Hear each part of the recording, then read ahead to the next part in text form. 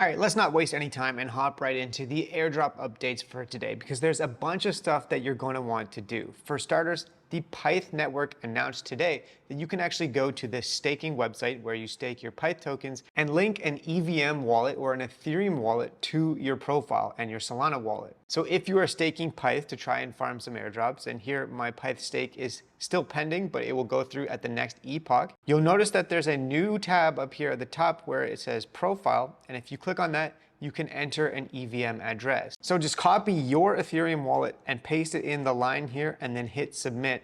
And then it's going to ask you to confirm a transaction in your Solana wallet. And in case you're wondering why you might want to actually link an Ethereum wallet address to your Pyth profile, well, the Pyth network's price feeds are actually powering and available on a bunch of applications across the Ethereum ecosystem, as well as the Solana ecosystem and many other blockchains as well. So by linking your wallet address here, it's possible that they're suggesting there could be some benefits to this. So I definitely recommend doing this. It's directly on the Pyth staking page, and you can even link a burner wallet if you want to. All right, next up, let's talk about staking, another asset, which is my favorite new meta, the stake to get airdrops meta. And Celestia posted again today saying that the future is modular, quote tweeting this post by the Avo network. And then Avo responded with a little handshake emoji down below. So we keep getting hints, and so I feel like the Avo network is basically confirmed at this point that they're going to be including TIA stakers in their airdrop, which is great because just holding and staking assets like TIA and Pyth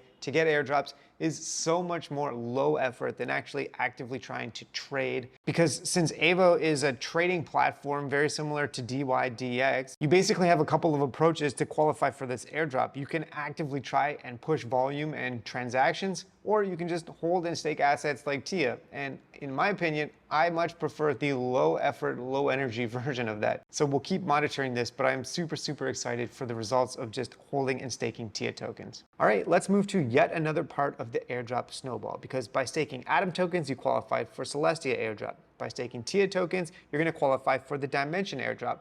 And when that happens sometime in the next week or so, if you stake your Dimension tokens, it looks like you're probably going to qualify for a bunch of other airdrops as well. Today, the Dimension network announced a partnership with the Avail network, and actually there's over 13,000 rollups that were deployed on the Dimension testnet. And so when they launch on mainnet, even if a tiny fraction of those 13,000 actually deploy on mainnet and then a few of them drop tokens to Dimension stakers, already we're getting that snowball effect. And so this is another one that I'm super excited for, and when I get my Dimension airdrop, I am going to be staking pretty much the full amount. Now, if you have to take profits at some point, of course you need to do that. However, if you have the luxury of being able to take your airdrops and then roll them over into farming more airdrops, the snowball is going to get a lot bigger, a lot quicker. All right, next let's move to the Solana ecosystem, because today we had an announcement of a new trading platform. They just launched, and they claim to be the fastest trading platform on the Solana network. So I created a wallet and signed up for today. And it does look like an interesting trading platform, and you can actually look at the top trending tokens that are trading.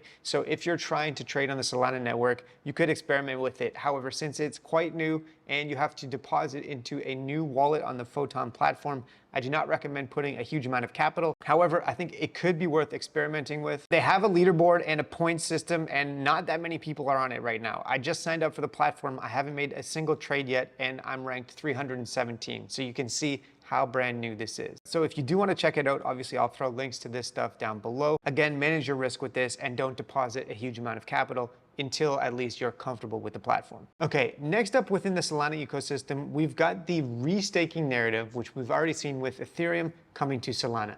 So on January 28th, there's going to be a 50K SOL cap available to deposit SOL, Jito SOL, M SOL, or B SOL into a restaking vault. The caps are going to be raised weekly for deposits, and if you participate in this, you will be able to get some of the Pika token in an airdrop. Now, I'm not going to do a full deep dive right now on what restaking on the Solana network means. However, this is something to be aware of, and if you are interested in taking a part of this, then I recommend checking out the links down below, doing a little bit of research, and getting up to speed before you deposit. I feel like the 50,000 Solana cap for deposits, though, is going to be hit very quickly as soon as it opens. All right, next let's move to the Ethereum ecosystem with Chroma, a layer 2. They have a couple of campaigns on right now for Galaxy.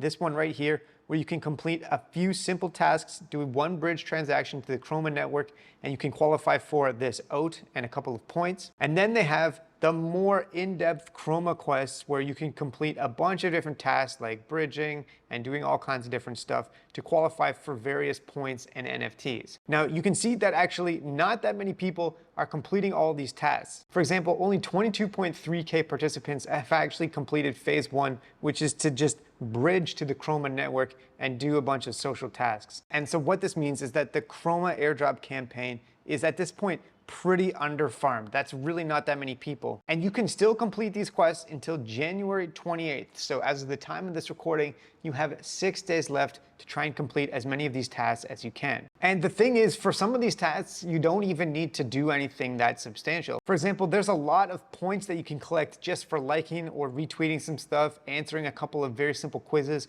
or even literally just clicking on this link to open up an article. And so even if you don't actually want to bridge to the Chroma network and try to interact with it and do some of the harder tasks, you can just do the social stuff on the list and you can still collect quite a few points and NFTs just for clicking a few buttons, entering a few Discord servers, and following some people on Twitter, which honestly is chronically underfarmed. Look, this Phase 9 only has 10,000 participants, and literally all you have to do to get the points for this is to click these 2 links, visit these pages, retweet one thing, and like one tweet. That's it, and you get 50 points for that, and you can collect an NFT. So I highly recommend visiting this page before the campaign ends and doing the simple tasks at least, and then if you want to bite off some of the more complex stuff, like trading on the LogX platform or providing liquidity on Azumi Finance, then you can do that as well. All right, there's 2 final things that I wanted to show you today. The Zero Lend platform, which is a DeFi platform that you can actually use to deposit assets on the Manta network, is growing quickly, but you still have an opportunity to participate in their airdrop. And so I'll show you what I did personally. I deposited all of the Manta tokens that I got in the Manta airdrop